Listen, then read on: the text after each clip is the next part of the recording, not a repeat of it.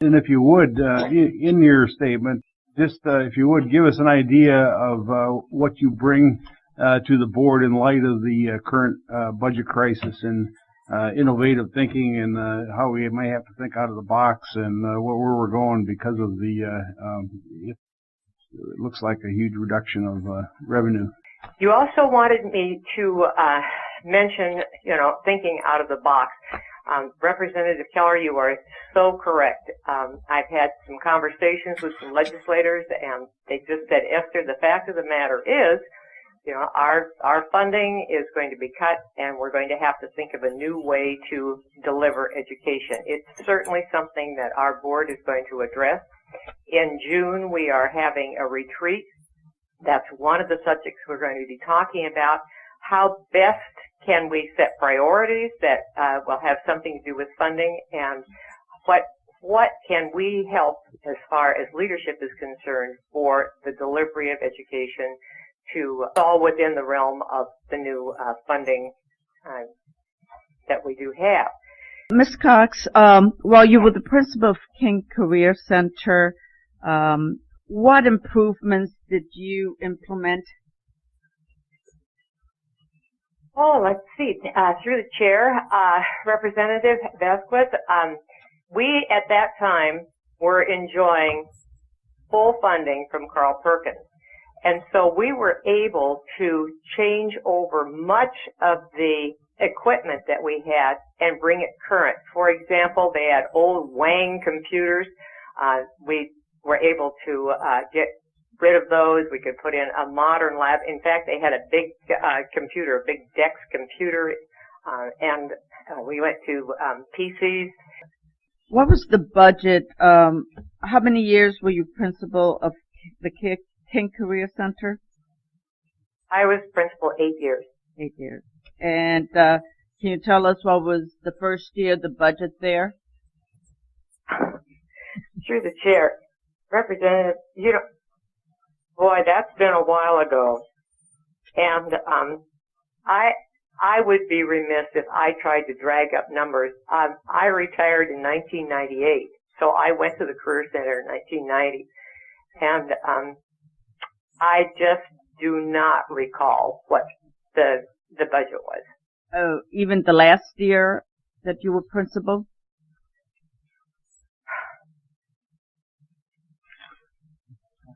Oh, I could make a guess, but I don't think that's, I just don't have that number. Follow up? How many students did you have during the final year of your tenure as principal at the King Career Center? Through the chair, Representative, we had about 1,100 students. So we'd have about 550 in the morning session and 550 in the afternoon session. Follow up, go ahead. Ms. Cox, how many programs did you offer? How many programs do we offer? I'm thinking about the building, and I'm thinking about, must have been about 18 programs. Okay. Do you know what the present enrollment is? I do not. And I know that some of the programs have changed. Follow up. Do you know what the present budget is? Through the chair, I have no idea. Do you know how many programs are currently offered? Through the chair, I would imagine that it's probably about the same number of programs, although some of the programs have changed.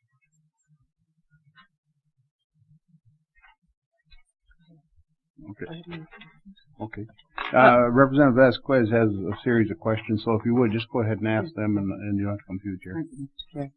Ms. Cox, you were appointed to the State Board of Education and Early Development back in March of 2010. So you've been on the board for what, 5 years? Through the chair, no, I have been on the board for 12 years. I was first appointed for a 2-year term by Governor Murkowski, and then was reappointed for a 5-year term, and then was reappointed by Governor Parnell for a 5-year term. When you were first appointed to the board, what was the total budget, state budget for education?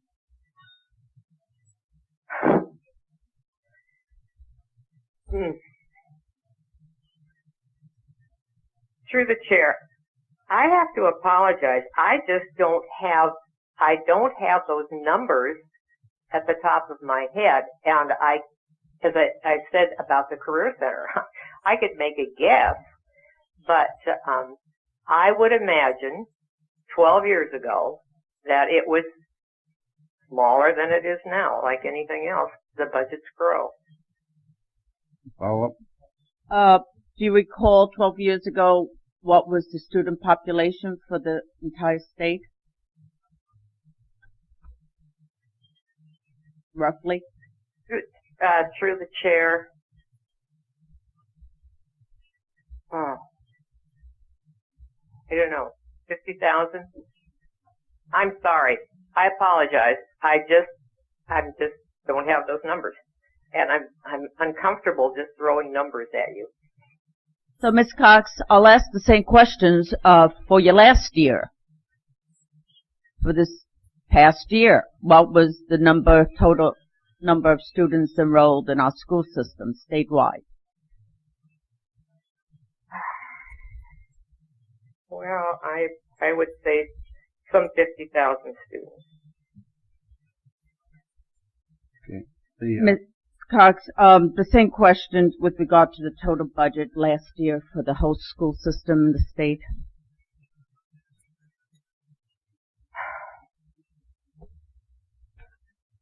Through the chair. Boy, I wish I had my commissioner here with me. He's my budget guy. I would say probably. Well, no, I'm not going to say. I'm sorry. Okay. It's several $1 million, and I don't know what it is.